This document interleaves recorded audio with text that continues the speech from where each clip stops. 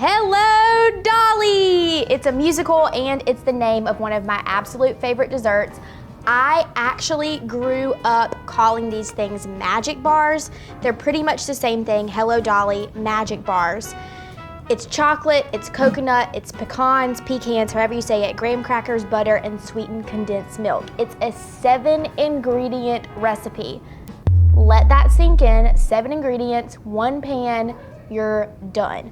To get it started, graham cracker crumbs.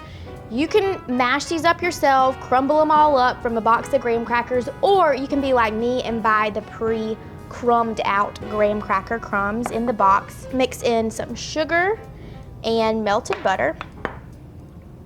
And you're going to mix this until it resembles wet sand. I had someone ask me, what is wet sand? Is it East Coast sand, West Coast sand? Not Destin's white sands. It's a little bit darker. It's definitely the wet sand, maybe the Bay Area. One thing that the recipe does not call to do that I do in pretty much every baking recipe is line my 9x13 pan with a sheet of parchment paper. You might be inclined to put your parchment paper down this way in the pan, but obviously that doesn't fit and you're gonna come out with a lot of wrinkles. So it actually fits pretty perfectly this way if you do it like this.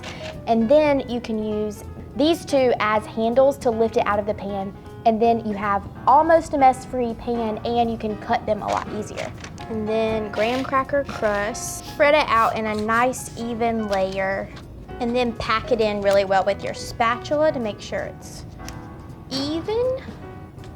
Couple things about this, the melted butter helps your graham crackers adhere together, but also really important in here is the sugar. So the sugar melts and becomes like syrup in there, which when it cools, hardens and makes like a traditional crust. If you were to just put butter in there, it wouldn't harden and it would probably crumble on the bottom.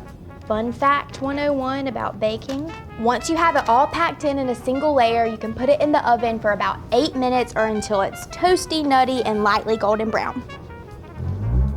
Once you can smell your graham crasters, once you can smell your graham crackers all nice and toasty in your kitchen, it's time to pull your crust out. Here's what I love about this recipe, y'all. It is going to take me less than a minute to get the rest of it done. Are you ready? Here we go. 1 cup of chopped pecans, a cup of semi-sweet chocolate chips. Boom. If you want to go bittersweet, if you want to go milk, sky's the limit here. If you want to do triple chocolate, go for it. If you want more chocolate, white chocolate, you do you. Coconut, this is shredded sweetened coconut.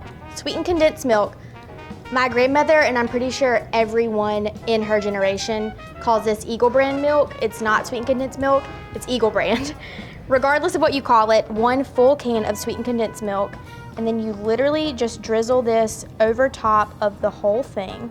Since that literally took me 30 seconds, your pan is still gonna be really hot. All you do, take your hot pads, back into the oven for about 20 to 25 minutes until the coconut is toasty, everything is set, and then you are ready to go. Y'all, look how easy this is.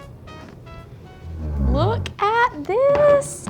Chocolate is ooey, gooey, and melty. The coconut is perfectly toasted, and the sweetened condensed milk has soaked all the way through these to make a creamy and chewy and just all over amazing bar. Let this cool completely at room temperature like this.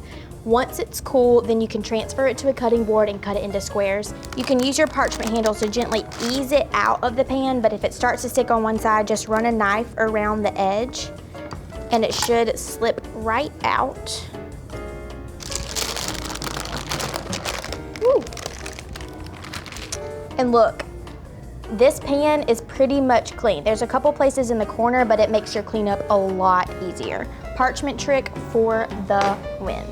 Now it's time to cut them. You can cut this really in any shape, size that you want to. I think the recipe says makes 3 dozen. Woo. To me, this makes 12. But if you want to cut them really small, they are super rich, so it might make 3 dozen, which is a lot. You can cut them as big or as small as you want. Like I said, it's up to you. Let's cut these into 12 and see how big they are. So I guess 12 is like pretty large for a Hello Dolly bar, especially since they're so rich. So I might go ahead and cut these in half, and they are ready to go. This recipe was literally 7 ingredients, 1 pan, and very minimal cleanup. To me, a win-win, plus it's also delicious. For more recipes like this one that are super easy, be sure to follow Southern Living on YouTube and click the bell so you never miss a recipe from Southern Living. We'll see you next time. So good.